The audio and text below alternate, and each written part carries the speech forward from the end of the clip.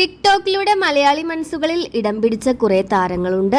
അക്കൂട്ടത്തിൽ നിരവധി പേരെ നമ്മൾ മറക്കുകയും ചെയ്തു. എന്നാൽ ഇപ്പോൾ സോഷ്യൽ മീഡിയയിൽ പഴയതിനേക്കാൾ സജീവമായി നിൽക്കുന്ന ഒരാളാണ് മീനു ലക്ഷ്മി. ഇൻസ്റ്റഗ്രാമിലും യൂട്യൂബിലും മിനി സ്ക്രീൻ ഷോകളിലുമെല്ലാം സജീവമാണ് മീനു ലക്ഷ്മി. കുറച്ചു മാസങ്ങളായി അമ്മയാകാനുള്ള തയ്യാറെടുപ്പിലായിരുന്നു മീനു.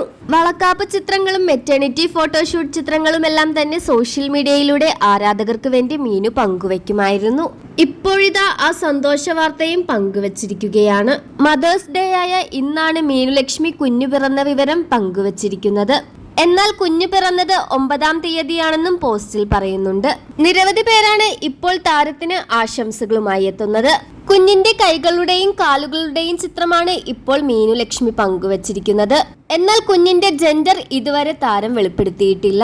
മോനാണോ മോളാണോ എന്നാണ് അധിക പേരും കമന്റ് ബോക്സിൽ ചോദിക്കുന്നത്. എന്നാൽ ഇതിനൊന്നും മറുപടി കൊടുത്തിട്ടുമില്ല.